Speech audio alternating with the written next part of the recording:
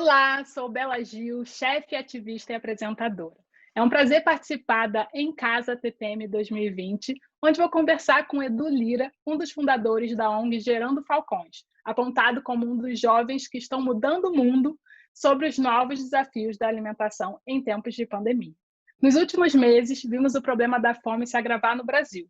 Segundo a ONU, o mundo terá mais 130 milhões de pessoas passando fome em 2020 por conta do coronavírus. E de acordo com o estudo da ONG Oxfam, o Brasil é um dos epicentros emergentes da fome. Sabemos que a pandemia pode terminar com a chegada da vacina, mas a questão da fome vai persistir com a crise econômica que também estamos enfrentando. E o que eu e você que está nos assistindo podemos fazer para mudar isso? É o que a gente vai discutir aqui. Edu, bem-vindo à Em Casa TPM 2020. Bela, obrigado pelo convite. Bom estar aqui com você. Edu, então, para começar, conta pra gente como foram esses 4 últimos meses na luta para colocar comida na mesa de quem está faltando. Né? A Gerando Falcões criou uma cesta básica digital e eu queria que você explicasse um pouco para a gente sobre essa iniciativa. Só para você ter uma ideia, no Brasil existem quase 7 mil favelas e quase 14 milhões de brasileiros e brasileiras vivem em favelas. Dessa população, quase metade são trabalhadores autônomos, ou seja, pessoas que quase que vendem almoço para comprar janta, que não têm uma reserva econômica no banco para poder se alimentar nos dias ruins. Então, muito motivado por isso, nós voltamos para casa, reunimos o time e tomamos uma decisão de agir, de mover, de encarar a crise, de não se esconder debaixo da cama. E nós, na Gerando Falcões, construímos uma campanha chamada Corona no Paredão, Fome Não. Subimos nas nossas plataformas digitais, em especial gerandofalcões.com, e mobilizamos, nesses quase 4 meses, mais de 20 milhões de reais, vindo de mais de 20 mil doadores e doadoras de quase 10 países do globo, entre Brasil, Estados Unidos, Portugal, Alemanha, Inglaterra. E com esse recurso, Bela, nós já alimentamos mais de 350 mil pessoas. Para você ter uma ideia, a cidade que eu moro chama-se Poá, tem em torno de 120 mil habitantes. É como se nós tivéssemos alimentado 2 cidades inteiras de Poá durante 3 meses inteiro, que não morreram por conta dessa ajuda, não passaram fome por conta dessa ajuda. Então, nós construímos uma estratégia de cestas básicas digitais e a gente entrega um cartão Vale Alimentação para a chefe da família e ela compra a comida, o seu alimento no mercadinho local dentro da favela, o que protege também os pequenos negócios. E mensalmente a gente faz uma recarga de R$100 no cartão dessa família durante 3 meses. Nossa, que coisa linda! Muito bom ouvir esse tipo de relato, né? Assim, e aí eu queria saber se com a pandemia, né, você percebeu que o Brasil mudou a forma de enfrentar a fome. Bela, eu acredito que sim, as pessoas começaram a perceber que comer também são direitos humanos, e que a pessoa sem comida ela perde a cidadania, o equilíbrio. E a gente viu uma mobilização muito relevante da sociedade, foram mais de 6 bilhões de reais investidos na economia da solidariedade nesse período pandêmico do Brasil. Nós nunca tínhamos visto números parecidos com esse. O número de doação, tanto de empresas quanto do cidadão, do indivíduo, subiram muito significativamente. Então, a reflexão que nós temos que fazer é que isso não pode morrer. Essa solidariedade precisa continuar, porque existem muitos temas e agendas que nós precisamos combater, endereçar no Brasil, e a gente só vai mudar o Brasil se todo brasileiro tiver cabeça de longo prazo, fazer o seu trabalho com uma agenda de décadas, porque o Brasil é tão complexo que você não consegue resolvê-lo em 3 meses, mas sim durante um longo prazo. Agora, falando um pouco fora desse cenário da pandemia, a fome, na verdade, em relação à produção de alimentos, ela não necessariamente deveria existir, né? Porque a gente produz alimentos para uma quantidade de alimentos para alimentar a população mundial, né? A gente tem um excedente de comida, somos 7,6 bilhões de pessoas no mundo, mas temos comida para alimentar quase 10 bilhões de pessoas. Então, a questão da fome, né, é um problema muito mais político do que um problema técnico,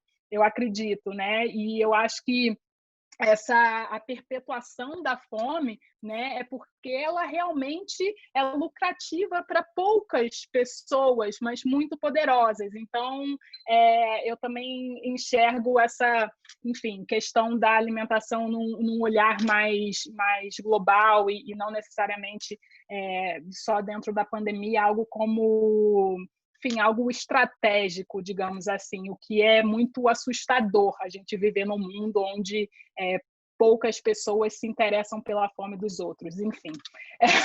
Então, eu queria... Bela, Diga. antes de você endereçar a pergunta, eu só queria falar que é incrível o seu ponto de vista e eu concordo totalmente, porque isso é esquisito falar de fome, né? Em pleno século XXI. Caramba, deveríamos estar falando de outras coisas, inteligência artificial. O homem está se preparando para ir para Marte, colonizar o planeta. O homem descobriu o fogo, o avião, o carro, a internet. E as pessoas ainda passam fome no Brasil. Antes da pandemia, as pessoas já passavam fome, ou comiam de uma forma muito desequilibrada, sem qualidade, sem a quantidade necessária de nutrientes, ou jovens que vão competir com outros jovens, ou que vão fazer o Enem, mas não tomaram o café da manhã. Exatamente. É uma tristeza. Acho que a fome mostra realmente a desigualdade. E, na verdade, eu acho que a fome ela é só um lado de uma mesma moeda, assim, uma mesma faceta, porque a gente hoje está vendo uma epidemia, né, não só de desnutrição em relação a pouca caloria, ingestão de pouca comida, como também o excesso de calorias vazias, que não tem, né, nutrientes que vão, enfim, deixar o nosso organismo saudável, que a epidemia do sobrepeso e da obesidade, né? Então, assim, a desnutrição ela tem esses dois lados, né? Tanto pelo excesso, né, de comida ruim, comida porcaria, como a falta de comida. E aí eu vou entrar nessa pergunta que tem um pouco a ver sobre essa questão da qualidade do alimento, porque não basta só a gente, né, alimentar quem está passando fome, mas é preciso fazer com que as pessoas comam melhor, né? Não apenas dar a elas acessos a produtos ultraprocessados, mas sim a comida de verdade, porque isso vai refletir numa saúde melhor. Então, eu queria que você falasse um pouco como você tem visto, né, essas iniciativas em relação à qualidade da alimentação, né? Não basta só doar comida, mas como fazer para que as pessoas comam melhor. Eu tenho uma preocupação muito grande em ter uma capacidade de performance alta, concentração, em ter um bom humor. É o meu trabalho. Eu sou a minha ferramenta de trabalho, a minha energia, minha paixão, e tudo isso tem vários fatores. Não é só acordar e dizer hoje eu vou ter um dia feliz. Envolve o que eu coloco para dentro do meu corpo. Tudo isso está interligado. Então eu preciso ter essa visão para conseguir ser um líder melhor para as favelas, para conseguir ser um líder melhor para o Brasil. Então, a favela tem uma expectativa em mim, o Brasil tem uma expectativa em mim, e eu preciso filtrar aquilo que eu vou colocar dentro de mim.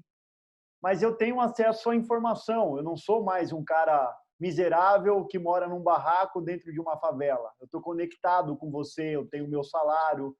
Então, eu nasci excluído, mas eu criei o meu próprio mapa para vencer a exclusão social e cheguei aqui e estou indo para lá, estou correndo atrás todo dia. Mas a grande maioria não tem, infelizmente, acesso a essa informação. Então, a grande maioria precisa se libertar e enxergar um futuro com mais possibilidades. Então, eu acho que um dos temas fundamentais é a educação, informação, para as pessoas poderem enxergar que elas têm muito mais opção na vida, como o tema de hortas comunitárias que nós temos testado em algumas comunidades das quais nós lideramos. E eu queria, dentro disso, voltar a bola para você, Bela, e te ouvir um pouco mais sobre isso, porque às vezes parece que para comer bem precisa ter muito dinheiro. Eu não sei se é isso mesmo. Sim. Talvez pode ser um pouco diferente. Me conta E mais. eu, por exemplo, escolho consumir alimentos orgânicos porque eu sei que é melhor para minha saúde, porque eu quero respeitar a terra e porque eu quero valorizar o trabalho do agricultor. Eu quero proteger ele dos venenos que ele estaria pulverizando, por exemplo. Mas eu tenho essa oportunidade. Não são todos que têm essa oportunidade, né? Muitas pessoas, elas consomem o que consomem porque é o que tem, né? Então a gente precisa mudar isso, né? Democratizando o acesso, fazendo com que todos possam ter essa oportunidade de escolha. Então, essa é a minha visão. Obviamente que muitos produtos ultraprocessados são mais baratos, sim, do que os alimentos frescos, porque a gente sabe que o governo ele subsidia a monocultura de soja ou de milho, que vai ser, enfim, transformado num produto ultraprocessado que vai estar na prateleira do supermercado, como um cereal matinal, por exemplo. Né? Pode ser que ele seja mais barato do que o milho fresco no supermercado. Porque por causa também da isenção de impostos no setor de agrotóxicos e por aí vai. São muitas questões. Mas também a gente pode, com o que a gente tem, aproveitar melhor os alimentos, por exemplo, né, consumir os alimentos de uma forma mais integral. Eu acho que isso também está muito na educação e na cultura. A gente comer rama de cenoura, folha de beterraba, folha de brócolis, de couve-flor, as sementes, né, semente de abóbora, semente de girassol, semente de mamão, enfim, a gente pode comer as cascas, a gente pode comer mamão verde, banana verde, jaca verde, enfim, tem muitos alimentos que a gente pode aproveitar. Inclusive, eu tenho uma amiga muito maravilhosa no Rio, a Regina Celli, que tem um programa maravilhoso do Favela Orgânica, não sei se você conhece, mas ela faz um trabalho maravilhoso de comida super acessível. Então, doces maravilhosos com casca de melancia, patê de caroço de jaca, assim, tipo, coisas incríveis. Enfim, dá para a gente mudar, dá para a gente comer de uma maneira mais saudável, porém, a gente precisa dessa oportunidade, porque pode dar mais trabalho, sim, e muitas vezes é mais, assim, a gente tem que ter um empenho maior, né? Digamos assim. Você, como disse, quer comer bem porque você se sente melhor, né? Então, eu acho que quando a pessoa entende isso, ela vai buscar esse tipo de alimentação. Então, agora eu vou passar a bola para você de novo e perguntar qual o papel, né, de nós, como cidadãos, e da iniciativa privada em botar comida na mesa de quem não tem. Por que a gente tem esse dever? Acho que isso é cidadania, né? E não dá para viver num mundo em que alguns comem e outros não comem. Como que a gente dorme bem à noite? Uns têm, outros não têm. A gente precisa trabalhar em conjunto para diminuir essa desigualdade social. E isso só pode ser efetivamente diminuído se todo mundo trabalhar em conjunto e estender a mão para o próximo. Tem uma frase da Madre Teresa de Calcutá que diz que as mãos que doam são mais sagradas do que os lábios que rezam. Isso é lindo. Eu peço muita doação. Esse é meu trabalho, Bela. Eu peço doação para as pessoas o tempo inteiro. Esse é meu trabalho. E eu acho que, às vezes, quando eu percebo que alguém ficou desconfortável, eu digo, fico feliz. Se eu estou te pedindo é porque você pode, você está numa posição diferente. Triste tem que ficar, quem, coitado, está lá no chão arrebentado. Então, poder doar é uma dádiva. E o Brasil tem que olhar isso, né? E ninguém vai ser lembrado pelo tanto que acumulou na vida. As pessoas vão ser lembradas pelo tanto que doou, pelo impacto que criou, pelas vidas que foi capaz de transformar. Porque daqui a alguns anos, essa nova geração que está vindo aí é uma geração que tem uma criticidade muito maior. E eles vão olhar para os mais velhos, vão falar, onde vocês estavam quando tudo isso aconteceu?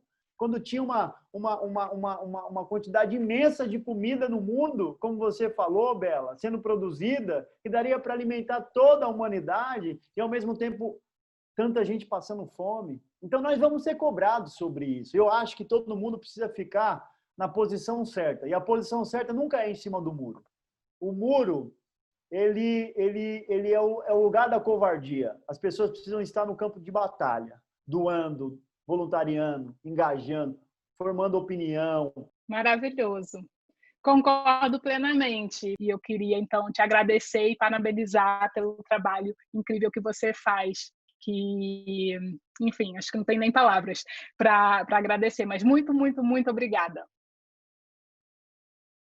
Bela, agradeço também muito o convite, esse momento tão prazeroso de troca.